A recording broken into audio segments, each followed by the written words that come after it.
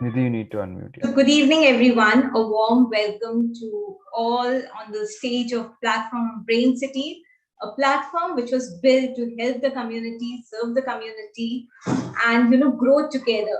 It has an amazing vibrations of togetherness and growth, where we all together work on things. So, can you please ping the slide of David? It's there, right? It's there. Like it needs to be pinned. Just hold on.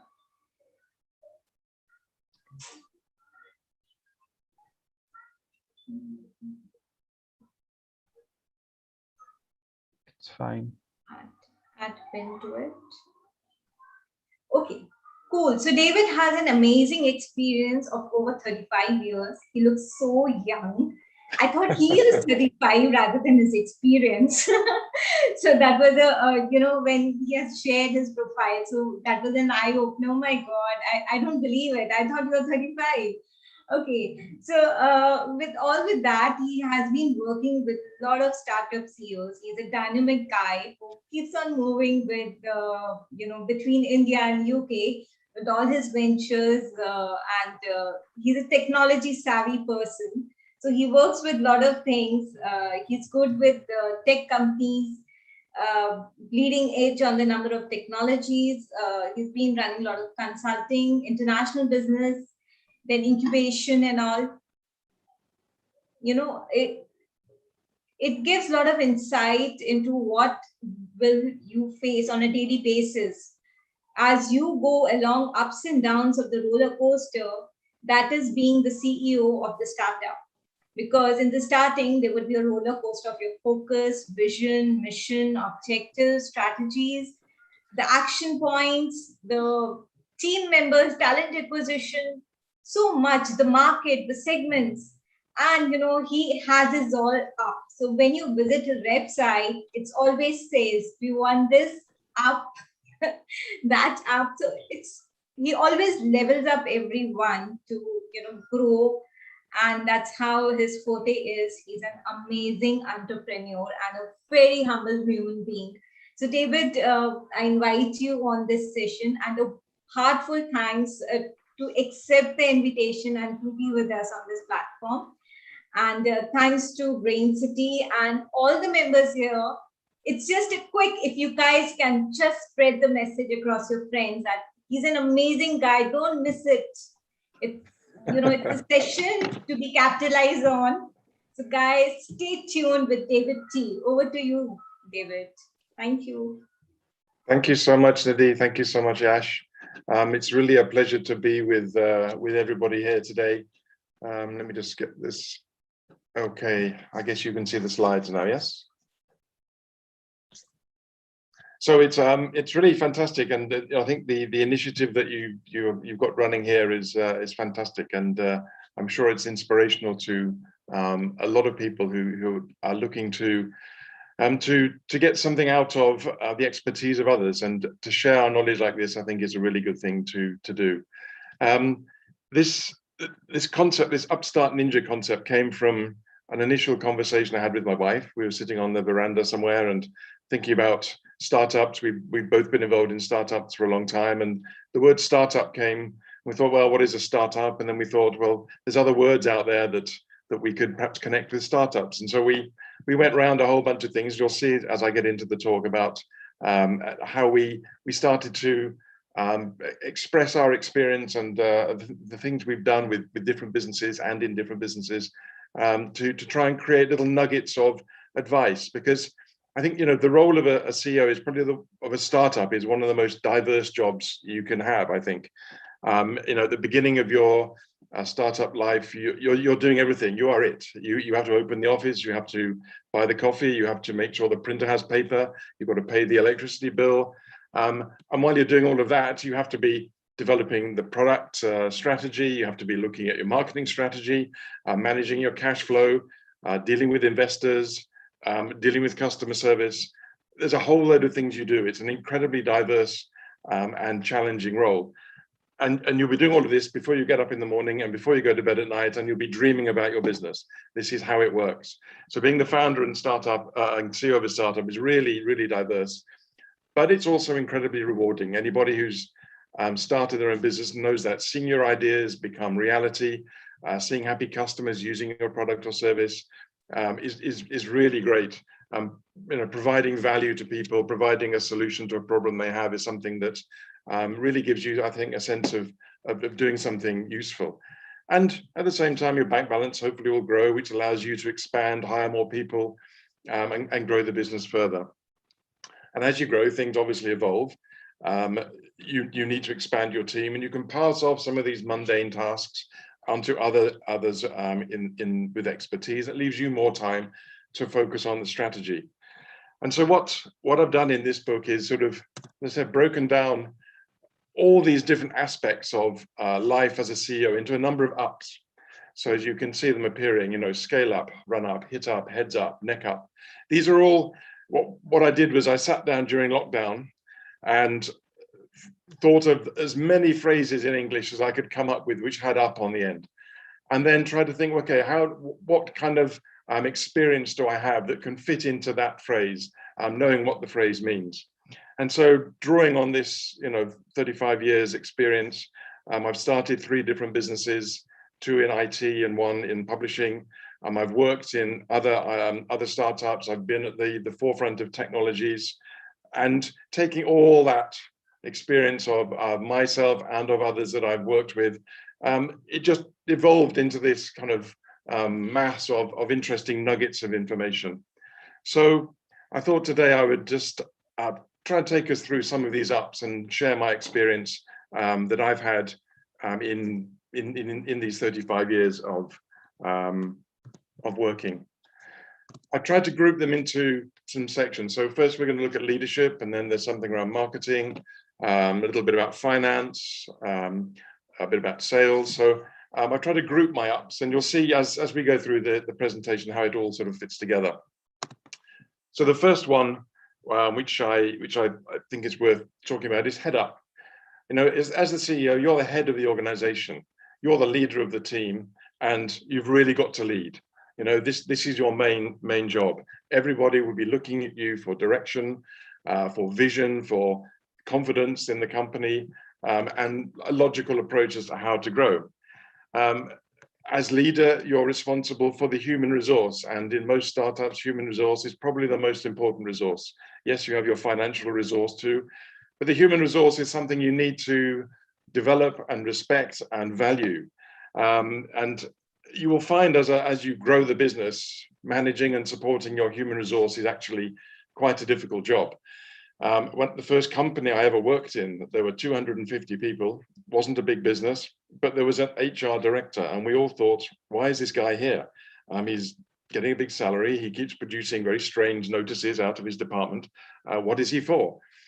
15 years later, I became the managing director of a 20-person organization, and I immediately understood why there was an HR director.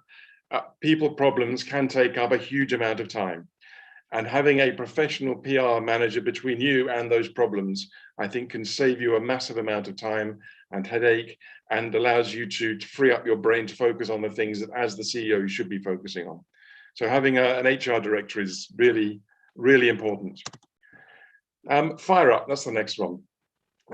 Firing up your team, this is one of the most important things you do. Firing up your customers, firing up your investors to believe what you're doing is exactly what they invested in. And in order to do this, one way to go about it is to develop your own reality distortion field. So I don't know whether you've heard of this thing. It's a field that Steve Jobs was said to have, and Andy Hertzfeld, who was one of the first people working inside Apple back in the early days of Apple. He described the ability for Steve Jobs to create this field around him, and the ability to convince himself and anybody else of anything, using a mixture of charm, charisma, bravado, hyperbole, marketing, appeasement, and persistence. And this ability that Jobs had enabled him to convince his engineers to do things that they thought was impossible. And he drove them on, and with the charismatic way he had, he was able to push that out into the market. And we've all seen his presentations and the way he does things. As the CEO, you need to fire up your customers and your team in the same kind of way. You need to have some of that charisma and develop your own reality distortion field. Because one of the things you will have is investors, and they will want to see what's going on in your company all the time. And you need to be able to convince them things are fine without them meddling too much on a day-to-day, as they will try and do. So firing people up, very important aspect of being a CEO. And the next one, hiring up. Your challenge here is to hire people smarter than you. As the CEO and the founder, you're tempted to think you know everything about your business.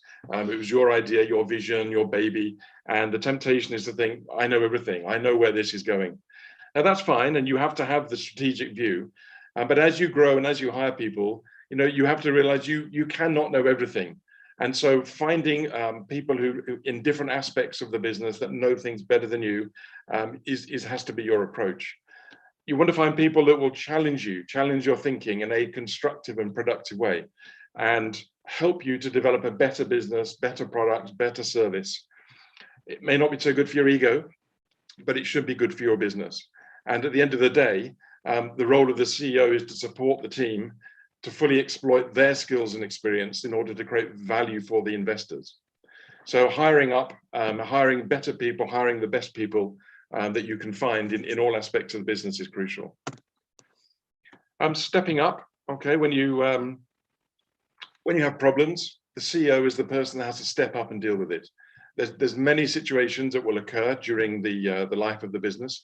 You might have an crucial investor or sales meeting. You have to step up and be the person that delivers that confidently.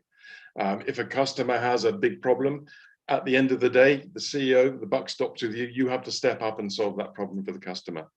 And if there's as I was saying before, if there's an HR issue between the team members, before you've got your HR manager in place, you have to get in the middle of it and find a way of sorting it out so the team isn't disrupted too much. So stepping up at the right moment to solve the problem, very important for a CEO to get their head around. Another one, suck it up. Okay, when things go wrong, when people let you down, when sales fail, you just have to suck it up and carry on. That's all there is to it. That's life. Nowhere's perfect. Suck it up, put it down to experience, and move on with the next thing. No point in worrying about it. That's life. Bottoms up, another good one. When things go well, I think it's very important to open the champagne. When you have a success, you really need to celebrate that success. Maybe if you're building an IT product, your first product comes back from the manufacturer and it works, celebrate it. If you close that big sale you've been working on for months, the customer finally agrees and signs a contract, celebrate it. If you've got the investor who's been dangling cash in front of you for a while, and finally they agreed to come on board with reasonable terms, celebrate it. I'm sure you all know about the company ARM. They make the design for the chips that go inside all of your devices. They were a company based in Cambridge. I worked with the company that span ARM out. So I was there at the very beginning of ARM, very interesting company. But they have a wall in their offices full of champagne bottles. And every time a new design for a chip comes back from the foundry and it works, everybody gets round, the champagne comes out and they celebrate this fact. And it's highly motivational. So as you walk into the building, you can see all the successes, and the members of the team can feel part of each one of those successes and think, yes, that was something that I contributed to. So you need to do this, do it well, and do it often. Celebrate things with your team. Stand up, a little bit like step up. Go ahead. Very nicely, you have explained the value of an HR. A lot of people keeps the HR department in the last. Yes. Probably you started with HR because, even I believe behind the technology, it's all humans. So if humans are good, technology you can buy, but yes. Humans are good. That's really a vital point you have raised. A lot of this is about actually being responsible for your team and being there to support your team. I think at the end of the day, as the CEO, you are really working for your team. You are there to support them, to enable them to get the job done in the most efficient way, because you've hired them for a reason. You need them to do something for you. and you need to then support them in doing that. So it's often that way around. If you come at it from that perspective, you'll get a much more responsive team, and you'll probably get a much more efficient way of working for everybody. It's a bit linked to this one, stand up. As the founder, you need to be stand up and be counted. You know, you are the responsible person for everything that happens, good and bad. And either way, you need to be visible. You need to be visible with your customers in the market. You need to be visible with your investors, and you need to be visible with your staff. They need to see you out there. They need to see you doing things. You know, you have to be the one that is accountable. I mean, the buck stops with you. When things go well, you'll get all the praise. That's how it tends to work. But when things go badly, you'll get all the crap as well. So it's one of those jobs that you know, it's extreme, but that's the nature of the job. Crack up. This is quite a good one. There's two ways of cracking up. You can either crack up and go mad, or you can crack up and have a laugh. This one's really about having some fun. Early days of startups tend to be great fun. I've done 3 of them, and that feeling you get, you know, as you're beginning to open and start a business is fun, and you need to keep that fun going. You need to keep morale up. You need to keep allowing the team to have a laugh from time to time. It's not all serious work. You need to make sure that there is that element of enjoyment, and if people are happy to come to work and want to come to work and think that it's a place where they can get on with some good work, but also not be too pressured, and it can be a place of relaxation at the right time as well. Fess up. It's an interesting one. It's an expression, I guess you probably know, to confess. You know, you fess up. It's important that you try and be honest with the team as things go on. It's something that you need to make sure that when there are good things happening, you present them well. When they're not so good things happening, they're not, you know, present them as well as you can. But don't be scared to ask for help. And finding a mentor, I think, is something that every CEO and every founder can really do with. Somebody who can help you in different aspects of your business life. You may know a huge amount about the technology, for example, but you may not know so much about sales and marketing. So finding a mentor that can help you with the sales and marketing is something that I think everyone should do. And there's many places you can find mentors. They could be people you know. They could be somebody that was a teacher, a lecturer. It could be somebody, a friend of the family.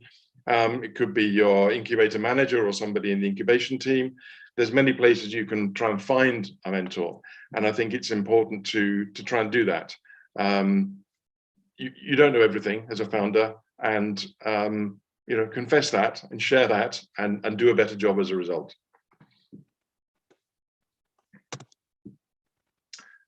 Loosen up. Yeah, sometimes I think when things get stressful, there's a danger as the CEO of becoming highly stressed and being very uptight, and going around the workplace being unapproachable and difficult to talk to.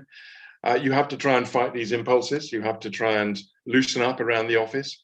Generally, people work better in a relaxed atmosphere. That's not to say when there is a deadline coming and there is a need to get the work done, people don't knuckle down and put in the hours in order to succeed. But having a sort of a time where you can relax, you can have a beer with the team, you can go out and have a coffee with them. This is acceptable, and it can oil the machine. It can oil the process and make things run a bit more freely. But at the end of the day, you're still their boss. Some people may find it difficult to relax around the boss. That's okay. But I think you need to be authentic, and don't try and be a fake friend to people. Just, you know, build the relationship as the relationship naturally develops. But don't be too stressed. Sometimes difficult, I know. Straight up, this is already about being truthful with the team. Sometimes, when you're starting and your team is maybe only a few people, you can always sense what's happening. You can always sense how well things are going, how well a meeting goes, a sales meeting, an investor meeting, because the CEO will come back and the body language will tell a lot, and you can have that kind of easy relationship. But as the team grows, it's not so easy to understand. But it's important that, I think, as the CEO, you share things with the team. When there are the successes, obviously you can share those very easily. There will be some areas where there's commercial confidentiality. You can't be as honest as you want to be. But I think if you have problems and you've got the right team, sharing those problems with the team will help you come up with innovative solutions and innovative ways forward. If it's a problem with the customer that can't figure out quite how to work with your product or service, innovating that, brainstorming that out with the team may well come up with a solution. If an investor is stuck on a particular issue relating to your business, brainstorming that out with the team may come up with something. So I think sharing and being honest is always going to be a good way to move forward and give the team confidence that you are being honest with them. And if there are problems, it's not going to come as a surprise. So being straight up, very important, I think. Brew up. Whatever happens, companies run on tea, coffee, or beer. This is how startups run, and pizza generally. So as the CEO, your job is to make sure that the fridge is stocked, the kitchen is stocked. Everybody runs on brew. Have a brew up with your team as regularly as you can, and make sure that those things are working well. I remember one small company I worked with. They had a kind of open kitchen, as it were. So there was coffee, tea. There wasn't beer, but there was coffee and tea, and there was toast. You know, you could break your bread and you could make your toast. And at some point, the CEO decided he's going to cut the budget for jam because for some reason we were eating too much jam. What a stupid thing to do. The cost of a jar of jam was nothing in the great context of what we were trying to do. But the fact that I still remember it, and it caused, you know, the team to think, what is going on? You know, this guy is making a lot of money. Why are you cutting our jam budget just because of you think we're eating too much jam? It was stupid, and eventually he put it back.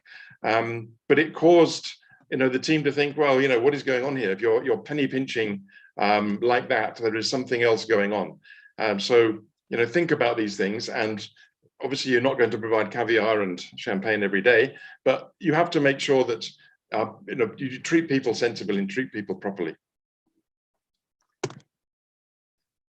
So those things were all really sort of related to leadership and about how as a leader of a startup you need to work primarily with your team. So now I thought I'd have a look at a few relating to marketing and sales. So the first one we have is light up. So here the idea is that you need to light up your business brightly.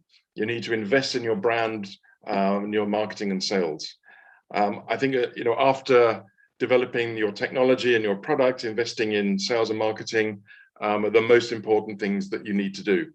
And you need to drive the awareness of your business through all kinds of media, social media, traditional, online, offline, many ways which you can do this. And you build your brand using PR. There's a couple of great books that you need to find.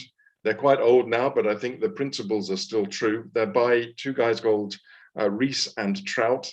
The first one is the 22 Immutable Laws of Marketing, and the other is the 22 Immutable Laws of Branding.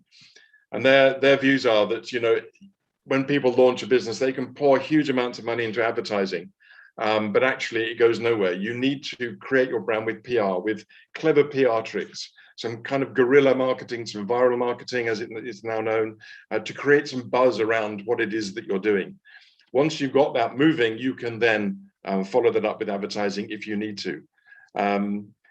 There's a couple of stories around this sort of guerrilla marketing that go way back. So when Red Bull, they're probably urban myths, but when Red Bull launched, apparently they went around the bars and put empty cans on tables, and customers picked them up and sort of looked at them, wondered what they were, went up to the bar and said, "What is this? Can I have one?" And the bar knew nothing about it. So the bar guy took it, and he then started talking to his wholesaler, and it went up the chain, and eventually there was some demand created from the ground as to this unknown new drink, and as a result, they started selling Red Bull. And it was created purely by that sort of groundswell of opinion.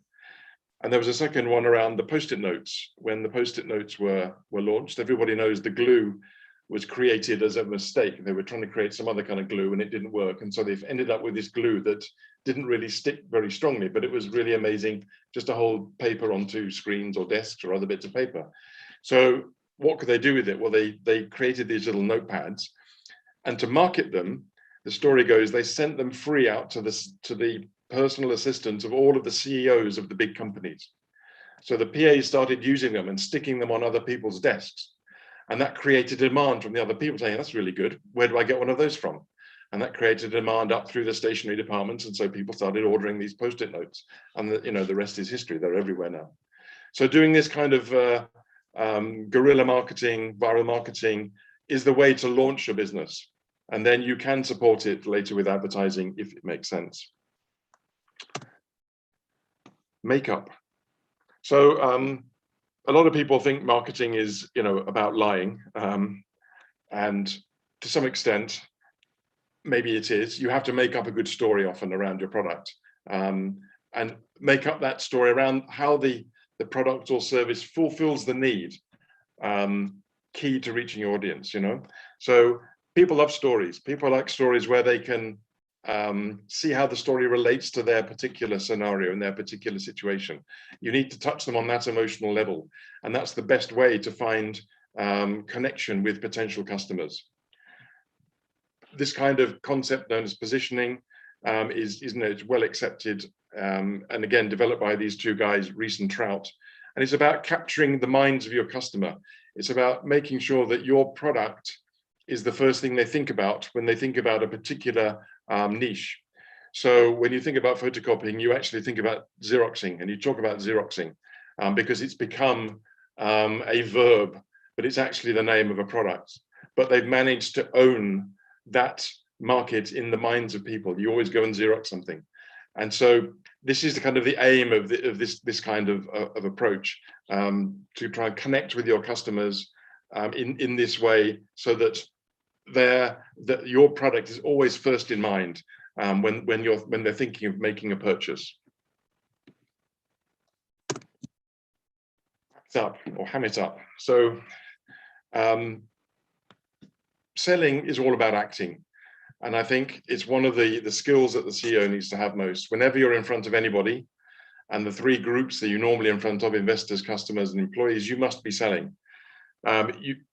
Each audience perhaps needs a different kind of script, because you need to be selling a different aspect of the business to these different groups.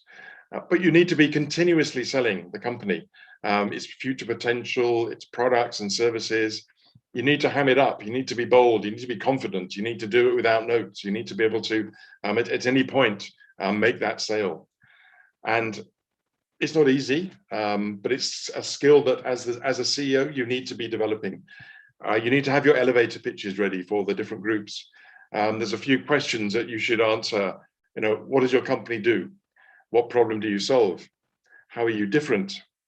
Why now are you doing this? And then, why should I care as a customer? What is it to do with me? You need to be able to address these key questions and have your 30-second pitch or 2-minute pitch. And Guy Kawasaki, one of the very well-known supporters of startups, has this 10-20-30 rule, where you should have 10 slides for 20 minutes and 30-point text. And that's what you need in order to pitch your business. So look up what he's done. He's got some great videos on YouTube about how to pitch. And that 10-20-30 rule is a very good way of doing things. But yes, you're always acting, you're always selling in everything you're doing all the time. You are the main salesperson for the company as the CEO. Sneak up. So in many businesses, I'd say it's sometimes better to stay in stealth mode until you're ready to launch. So this means that you are working on the product in the background. You're not telling anybody in the market what you're doing. However, you should still be working with a few potential customers or key customers who later on will buy the product, who are helping you define the product, refine the product, and make sure it really fits the needs of the problem that you are trying to solve. But if you do that, you can then sneak up on the market, make more of a splash when you're ready with a well-rounded finished product that actually fits the needs of a key customer segment. And you can keep all of your cards close to your chest until the moment that you're ready to actually launch. which leads us on to this kind of run-up. In the run-up to the launch, you need a lot of careful planning. When is the right moment to launch? Often for any particular industry, there are annual events, when annual conferences, annual exhibitions, when it's perfect for you to launch your product. And are you going to go for a big splash, or are you going to start with a viral campaign? Do you need physical marketing materials? How are you going to do this? There's a lot to plan and execute. In my first software company, we were doing educational software. And every January, there was a big exhibition, and you just had to be there. And these physical events are also very good deadlines, because they're immovable. If you don't have a real deadline, a product tends to just creep and creep and creep. If you have a big exhibition coming up and you know it's an annual event, you need to have something ready to show, something new. You need to get planning for that. So, and running up to these launches is crucial to getting a successful product into the market. Speak up. So I think it's very important to, it's part of your sort of marketing positioning. Whenever there's an event, an industry event, try and find a way of getting on the speaker list. A keynote speaker if you can, but any kind of speaker, even as a panel, and try and do something provocative, and try and position yourself as a thought leader in your industry. Don't go, and if you're invited to speak, don't go and just pitch your product or service unless you're really asked to do that. But find something interesting to say, something provocative to say, because at the end of your speech, at the end of the session, people will come and talk to you and want to talk to you about what you've said. If you've just pitched your product, that's not going to be too interesting, I don't think. So be controversial, be provocative, and then when you start talking to people afterwards, there will be the opportunity to plug your product in and your service in and show how that perhaps addresses what you're talking about. Being a thought leader and in your segment is, I think, somewhere to aim to be always. Follow up. This is absolutely crucial to successfully running your business, but it's one of the hardest things to do. As a CEO, you're going to have so many different meetings with investors, with customers, with employees, with partners, and each of these meetings is going to generate a list of things that you need to follow up with.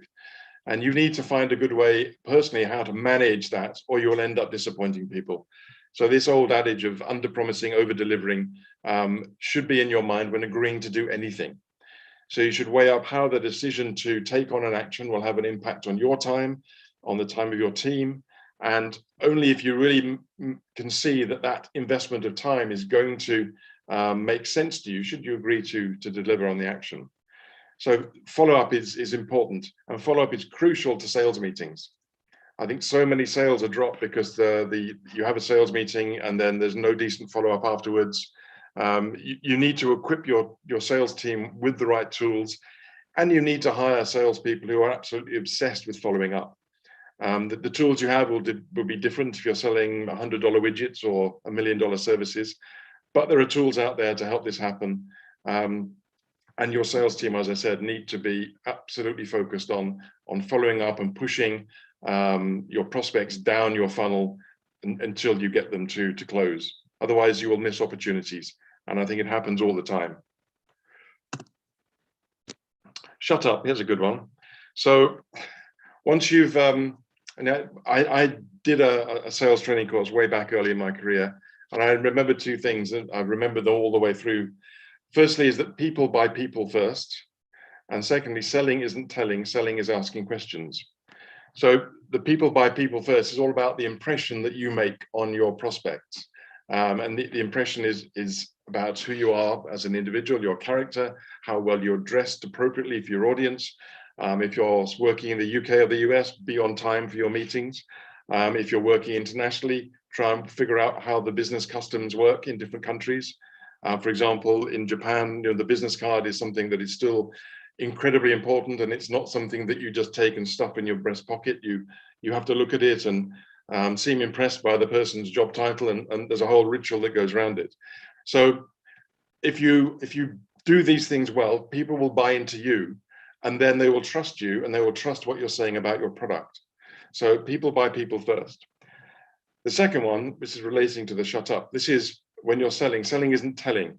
So you may do your sales pitch, but then you need to sort of be quiet, stop telling them, ask a few questions about how they are working and how their particular problems are, and then you can tailor your response to fit into your product or service. But then when it comes time at the end of the meeting to ask for the business, ask for it, and then be quiet, and let them respond in their own time. Don't be pushy, don't overdo it. So sit there, shut up, and let them come back with a response to you. This way, I think you'll get a much more effective result from your sales meetings. Also linked to this, dress up. Wearing the most appropriate clothes for different meetings is important. So whenever I attend a meeting, I think, am I buying or am I selling? And the answer can dictate on what you wear to the meeting. So if you're selling, consider your audience and the expectations of how they would perceive your company to behave. If it's a formal banking scenario, then maybe you need a jacket and tie. But if you're selling something, perhaps you're pitching to a recently exited 30-something angel investor, then try and find photographs of them, see how they dress, and try and dress appropriately so that you don't stand out. If you're buying, the power perhaps is in the other side, and if you want to intimidate and try and get a better deal, you can dress to really impress. Perception is reality here, and presentation in everything is half the battle, I think. How well the content is received by the person you're talking to will depend on how you are presenting it. And so thinking about that presentation, I think, is crucial to every meeting you have. Onto management, a few things about management. Backup. Now, this is not about backing up your laptop. This is about standing back and evaluating where you are in the business from time to time. The CEO must obviously have a focus on the immediate term and understanding what you're trying to do right now, but you also have to every so often stand back from your daily work and look at the market, look at the environment, look at what the customers are doing, and make sure you're still on the right path. I worked for a Silicon Valley-based consultancy firm, and they had a futurist. His name was Wattwacker. Yes, really, you can Google him if you want. And he co-authored a very interesting book called The 500-Year Delta. And one of their ideas in this book was that companies should have a 500-year strategic plan, which really puts a stake in the ground a long way away, but then have a 5-year tactical plan that had to react to local conditions and local impacts and allowed you to change course on your way. So you kind of zigzagged your way through to your 500-year goal. I think this is an interesting approach. I think it's not very practical, but I think the concept is quite good. Every so often, perhaps use something like the business model canvas to take your company back through all the reasons why you're doing things. Reaffirm that the customer segments that you're working with are right. Maybe you'll identify some new ones. Confirm that the value proposition is still good for those customer segments. Confirm that how you're addressing those and communicating with those customers is still the right way that they want to be communicated with. So a review every so often, back up, have a look. It is important. You can fine tune your direction. If necessary, you can pivot into a whole new business. I remember my second software business, we started off at the height of the dot-com boom as a kind of virtual incubator. We were connecting startups to all of the services they needed, and we had a platform that matched your needs with the capabilities of the suppliers. And then the dot-com thing crashed, of course. We could have just given up and gone home, but we had money from our friends, family, and fools, and we felt we had to do something with it. So we kind of pivoted that whole business into corporate recruitment, bizarrely, but we tried to sell the idea of matching CVs and job specifications together and then creating a workflow around recruiting. And we ended up selling that solution to a number of big banks. Deutsche Bank was an enormous customer of ours. They recruited all of their English-speaking graduates through our platform at the end. So sometimes you need to pivot somewhere new, but you've still got the fundamental technology that you've built, but you're creating value for your shareholders, which was the important thing always when you have investors. They're the people that own the business, and they're the people that you are working for at the end of the day. On the other hand, sometimes it's always good. You can blow your business up and start again. You know, not every business works. Probably the majority of businesses don't actually work. So many businesses don't survive for 3 years, but that's okay.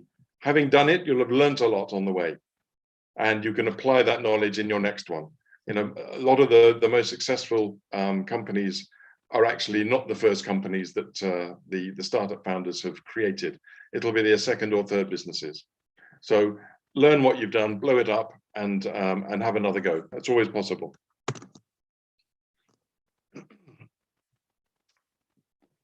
So when you start when you found a business, you're working together, and it's a bit like being married. Often there's perhaps no natural leader in the group to take on the role of CEO, and so you form a partnership with others, and that's great because you can share the issues, you can share the problems, and you can create a natural collective support group for when things aren't going well. And you get frank discussion about how the business, because everybody's involved, everybody's sharing the pain. But it makes the decision making perhaps more difficult because you are working collectively. And if there's no one natural leader to sort of take that role, take those decisions, you may end up slowing down everything. And the more partners you grow, the slower it can go. So even when you have a big partnership, say in a law firm or accountancy firm, there will always be a managing partner who at the end of the day is there responsible for running the business and making it move forward on a daily basis. Often within a partnership, there'll be a breakup. And this breakup can be messy, and it can be as messy as any divorce. And so it's very important to have a kind of partnership agreement in place, like a prenup. And the more time goes on, the more important these partnership agreements or shareholder agreements as they become are, because it allows you to understand how you get in and how you can get out of a business. In my first startup, we ran it for about 3 years, and then we merged with another team. And we all ended up, there were 7 of us, all just kind of equal partners in this thing. And it went well for another 2 or 3 years. But it was getting difficult to make any strategic decisions. And so in the end, I left. But because we didn't have a partnership agreement in place at the beginning, there was no way for me to take any value out of the business. So I left it, which was fine. And I went on and did other things. And they went on and did other things. But I think always make sure you get this partnership agreement in place at the beginning of any new venture that you're involved with. Investors will insist on it. At the point where investment is being put in place, because they need to be confident that their investment is going to be looked after properly. But even before that, try and do some kind of partnership agreement. How are we doing? Chalk up. So this is a bit like one of the previous ones. When things go wrong, chalk it up to experience, learn from it and move on. I remember we had a big order for one of our products. I think it was several thousand versions. This was back in the day when you sold floppy disks, software on floppy disks. And we had a product which was 2 floppy disks and a manual in a box. Looked fairly simple. So our customer wanted thousands of these and in batches. And so we all got together and we assembled them ourselves. We got a few mates in and we ran a little production line and we put together all these thousands of products. We had some pizza and we had 2 days where we did nothing else but that. It was fun because we knew we've got a fantastic customer. We built the product and we shipped them all off, and the customer took them and bundled them with computers they were selling. So every computer that went out had one of our products inside, which was great. However, they did a random inspection. They picked one of the completed computer products off the line, opened everything up, looked at every aspect that was in the box, opened our box, and they found 2 identical disks. There should have been 2 different disks. So somewhere in our assembly process, we'd made a mistake. So they called us and told us we had to fix this. So we had to go down to their warehouse and we had to open up every one of their computers, open up our boxes until we found the one with the 2 other disks in, which we did eventually. And then we had to check there were no more cases of these duplications in any of their other products. It took us days. And we sat there doing this when we should have been working on new things. After this experience, we decided to outsource all of the assembly of our product. So if there were any future issues like this, our outsourced partner would have to go and sit in the warehouse and solve it for us. This was something that we learned. It was learned from experience. Luckily, nothing screwed up. We didn't lose the order. They did pay us in the end, but it was a waste of our time and something that I think we learned from. And our outsourcing partner then had to deal with any issues relating to that. It cost us a little bit more. Each one of those boxes had to be assembled, cost them money, but it was well worth it to us to allow us to get on with other things. Neck up. So this is not about being in the neck up to things. It's about what's above your neck, which is your head. Being a CEO requires a lot of brain power, a lot of analysis, a lot of thinking, a lot of decision making. And most good CEOs that you meet are very good at this naturally. They think on their feet. They cover the range of aspects of their business. And I think as Warren Buffett says, you don't need to be a PhD. An IQ of 130 is good enough. But more importantly, you need a rational mind and emotional stability. These are the important things you need to have. You need the rational mind to be able to rationally solve problems when they occur, and be emotionally stable, not blowing up, not getting angry, not screaming and tearing and fighting with your team, but being emotionally stable enough to make sure that your team can help you solve the problems when they occur. These are the important things that you're looking for from somebody's character. And let's say, as a CEO, you're normally up to your neck in it. You've got so many things that you're doing day in, day out that it's a potentially very stressful environment. And this is where, again, having mentors can help you to take on some of those decisions, take on some of those issues, and help you get through things. So scale up is the step normally that comes after startup. Starting the business is really quite easy. In most countries now, you can start a business in a few days without much capital invested, and you can just say, "Rest, we're starting." Scaling is way more difficult, and going from 1 or 2 people to 10 people, you can pretty much get your head around. You know them all. You've probably interviewed them all. You've hired them all directly. But once you get much beyond that, it's very difficult to know everybody in your team. And scaling the HR, scaling the human resource requires a different set of skills from starting from nothing. Now, some CEOs can move very well through the scaling process. Others just prefer the startup process and then hand off to somebody different as the business scales. If the business is perhaps a technology business and the CEO is driving the technology, perhaps they move into a CTO role as the business scales, and you hire a professional CEO to come in and run the business side. I think it's important to understand as a person where your skills lie and where your interest lies.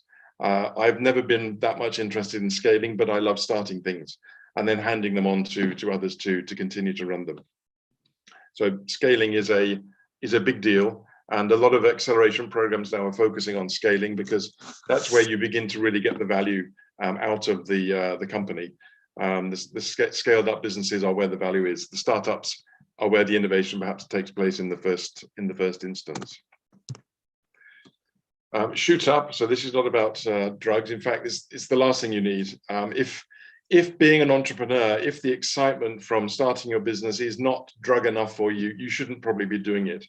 You need to live with it day in, day out, 24/7. You shouldn't need any external stimulus in order to make you feel alive. Just being in a startup and doing a startup should be enough for you.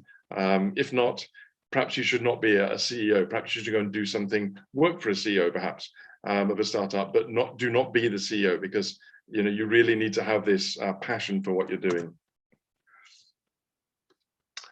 Store ups, as you're working, you'll always find things going quite not to plan, and there'll be times when you need some support from others, perhaps your suppliers, perhaps your customers, and it's always good to try and store up some of this goodwill for these rainy days.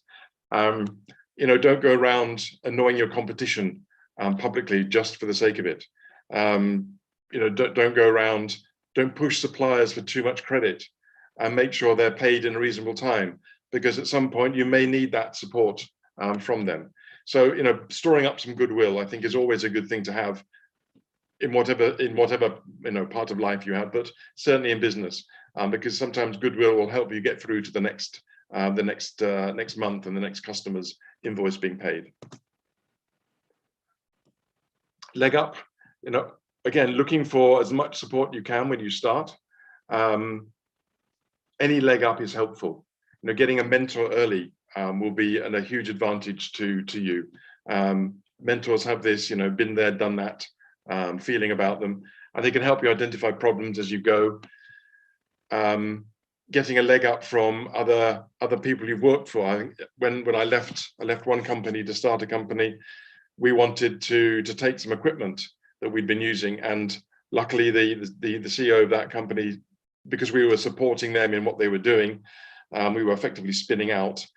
They were very supportive of us and gave us a big leg up in terms of not having to go out and buy a lot of hardware before we started. So that was really, really very helpful for us. On finance, there's only really one thing that I think I want to say about finance, which is this. Cash flow is more important than your mother. This was a guy, Ken Morse, he was the CEO of MIT for a while, and he came up with this phrase, cash flow is more important than your mother. If you've ever run a business, you know how important cash is to that business, and certainly a business in the early stages. When you start, you won't get credit with your suppliers. They will expect you to pay up for anything upfront that you need from them. However, when you sell something, you may not get paid for months, especially if it's a government contract. So you've got to survive in the meantime. You've got to pay bills. You've got to pay for the internet. You've got to pay for your stuff. So until you can afford to have a full-time CFO on board, the CEO has to manage the cash flow. Now, sometimes, I think in one of my businesses, all the founders, we didn't get paid for months because we had to pay our staff and we had to pay our suppliers. So we took the hit personally. We just maxed out our credit cards and we lived on thin air in order to keep the company going. We had some investment, but that investment had been used up fairly rapidly. The reason why you go out and look for investment in early stage businesses is to give you that runway, to allow you to invest in the product or the service, and to allow the cash to be spent in a sensible, manageable way to get you to that first customer, to get to the revenue, and to allow you to then to continue. But focusing on cash is absolutely crucial to any small business, much more so than I think a large business, because as I said, you won't get credit, you won't be able to get loans easily, and you won't get paid as quick as you think you will. So focusing on cash is absolutely important. So just a little bit on business planning, and then I think we're done. So there's an interesting quote here from Steve Blank, who was a guy that has been involved in the startup world for a long time. No business plan survives the first contact with a customer. Now, this is, in the days before lean development, the days before MVPs and so on, often there was a real focus on companies developing a business plan. And this business plan had all kinds of stuff in it. And it was often developed without talking to customers. It was developed by the founders who had a belief in their product or service. And they did all this modeling, and they had all these lovely spreadsheets and so on. And then as soon as you go out and talk to a customer, the customer says, no, I don't want it like that. I want it like this. And so this was a kind of a quote from that world. That world has now changed, and people are being much more agile in the way in which they are developing their businesses, developing their products and services, involving their customers as early as they can. And linked to this, as you start, you need to dig up as much as you can about what's going on in your market. You need to understand the market, the technology, the intellectual property situation, the competition. It used to take a long time to do this before the internet, but now you can pretty much Google anything and everything. And there's plenty of tools and reports and research out there. You can use the business model canvas to really focus your mind on the different aspects that you need to be looking at. And you can get your customers involved and your other partners involved as early as you can, as you're beginning to think about starting something. it's pretty much related to this one. Getting a heads up on what's happening can make a massive difference between success and failure. Always be talking to customers, always be talking to suppliers, and when you meet them, bump into them, talk to your competitors about how they're feeling the market is going. Learn as much as you can all the time, and make sure you can stay nimble and be ahead of the trends. Even if follow the trends if the trends are there, but try and be ahead of the trends as well. I used to work for a place where we were the younger members of this team, and we were always looking for interesting new ways to deliver our services. And we used to go back to the more senior people, and they were always telling us one of two things. Either they said, we tried that before and it didn't work, or we've always done it this way and we don't want to change. So in the end, we left and went and worked for more innovative businesses. You have to keep innovating. You have to keep changing. You have to keep understanding and knowing what's out there and what's going on. Because especially with IT is digitization of existing businesses happening everywhere, and it's disrupting so many industries in ways that nobody really thought of in the past. I think somebody had their hand up. Yes, so we have Taga, Mr. Taga, who is from Himachal and from the hilly area. So Tagaji, are you there? Yes, ma'am. I was not exactly taking a hands up, but just it got hands up. Okay, all right, but, no problem. But I thought your hands up. Hands now up, you are yes. done, and your startup is all set with all thought process and everything. Yes, but taking the opportunity, I will praise our David T. Sir. Excellent going in the evening. So many heads up, legs up, everything. Thumbs up to you, sir. Thank you very much. I've only got a few more. There's about 6 or 7 more, and then we're done. Then we can have a chat about things. I'll just carry on through them quickly. This one is a funny one, drawing up legal documents. There's, they can be a blessing and a curse, I've found. Obviously, we've talked a bit about the shareholder and partnership agreements, and I think that is something you do need to do before you start. Other documents, I think, can wait. Now, often if you have a lawyer or an accountant, which you will have when you're starting, they will pressure you to create a raft of documentation to protect yourself. I remember we were encouraged in my first startup to develop a sales contract. So when we were, selling our products, customers could sign it, and it would give us some protection about all kinds of things. And it was 20 pages long. It cost us a few $1,000s to have produced, and nobody signed it. Customers refused to sign it. Instead, they gave us their procurement agreements, and they made us sign them. Because at the time, the balance of power was definitely with the customer, not with us. We definitely wanted them to buy our products. And so insisting they signed a document was not going to help us with that process. And they paid us anyway. So we didn't need it. We wasted some money, we'd wasted some time. As you grow, maybe you need to do that. Protecting intellectual property is another thing. There's a lot of focus on patents, which I'm not a big fan about for early stage businesses. I think you need to trademark your name, your company name. You can copyright other materials that you produce, but patenting is a whole different ballgame. Patenting is very expensive to do, and even more expensive to maintain. So when you're developing something innovative, you need to do the patent search to make sure you're not going to infringe somebody else's patent. That is something that is important to do. But when you decide that you think, okay, I've got something here that I want to protect, doing the patent could cost you tens of thousands if you want to cover Europe, US, and some other key markets. But patents basically put into the public domain your ideas and your intellectual property. Anyone can then see what you're doing. And so if another company decides they want to use your idea and develop it, they can just take that idea, and it's up to you to sue them for infringement. And if you thought the cost of getting the patent in the first place was high, the cost of suing them will probably bankrupt you as an early stage company. So understanding really when and how to use the patent tool is something that you need to consider very carefully. I'm not saying never do it, and often investors will somehow insist that you do it in certain industries, but it is something you need to go in with your eyes open, because having a patent does not mean anything really.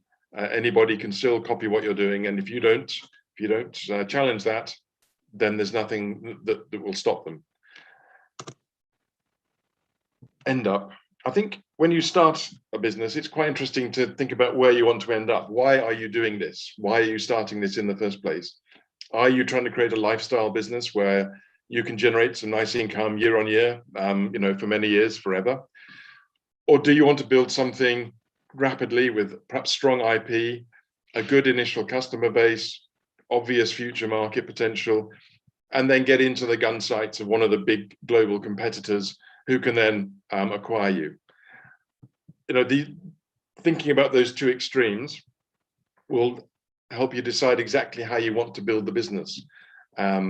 If you're going for the former, maybe you can bootstrap it. Maybe you don't need investment. You can gradually grow the business based on your own sales, and you can bootstrap the thing from your savings, and you can create a nice business that ticks along and turns over and gives you an income. If you're going for the latter, then maybe you need some significant investment to develop the technology, say, rapidly, develop the market rapidly, and then look for your exit partner. So having an idea about where you want to end before you start, I think, is important, and have an agreement, obviously, amongst all your partners as to why you're doing it. A couple of things on product. This relates a bit to an earlier point. I think, we're now all very well aware of the idea of doing early stage prototyping, doing minimum viable products, doing early mock-ups to test ideas with customers, investors. And I think this is important now as it ever was.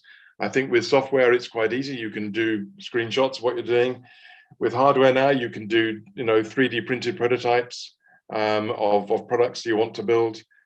And even doing PowerPoints and simple websites can all be used as MVPs to show people what you're doing and get some initial reaction from the customer base. And it's similar to knocking something up as well. Knock up a prototype, cook up a great idea. These are all similar ways of testing your ideas in the marketplace. But you can always cock it up. Yes, you'll make some mistakes. It's all part of being human. Nobody's perfect, and there's always a chance that you will get something wrong. But it's all part of the learning experience of being an entrepreneur, and it's not something to worry about. When you get something wrong, that's fine. I think failing fast is something that Facebook has taught us all about. Trying something, failing, learning, and then trying it again. Only through this kind of experimentation will we get the innovations out that we need. Not every experiment will be successful. There's no point in punishing failure. That's counterproductive in the long run. But you've got to instill this notion that you want people in your team to be testing and pushing the boundaries and trying things out, trying things new, because we need to keep innovating. And finally, just to sum it up, I think being the CEO of a startup is probably the most rewarding, frustrating, exciting, demanding, and thrilling job you could possibly have. You need a lot of stamina. You need a lot of creativity. You need HR skills, sales skills, financial understanding. You need to be quick on your feet. You need to be a problem solver, and you need to be comfortable on your own, because you are it. And as you begin, if you don't have a good team around you, ultimately you are the person where the buck stops, and you're responsible to your investors, you're responsible to your customers, and responsible for your team.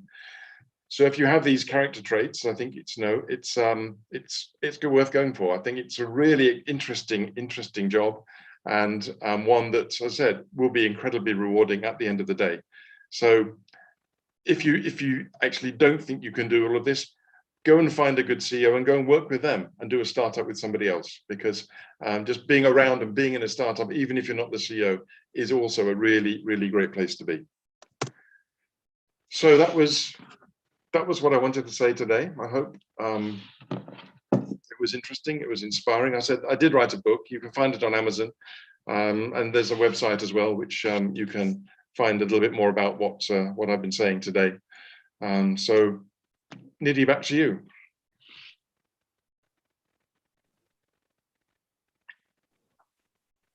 Thank you so much, David, and I'm so sorry for all the technical, thing that happened today. So it was an amazing session, and we all really enjoyed it. And Thank you. Especially with the things, I think you took everything from the first step, from your thoughts, your paperwork, your legality, your accounts, and everything. All things which even your company profile that you need to make, your vision should be clear, the way you want to position yourself, segment your customers, everything. Like, even when you have mentioned the follow-up of, under promise and more deliver, it's really eye-opening, because a lot of times we overpromise and it comes out to be very different. And sometimes it's situational also, which, you can't explain, but it happens. Mm-hmm. And and the best part was, the backup, the stand back and elevate you what you're doing. So, right, because, sometimes you have to look from a third way angle, because just think that we both are talking and the third person would be in a better state to understand what is happening. Yeah, absolutely. And sometimes we forget that we are just there, what we are seeing, what we are pursuing, rather than, what is happening. So I think there's a lot of experience, richness, expertise in your speech, and it was wonderful. So with that, I would love to share this appreciation.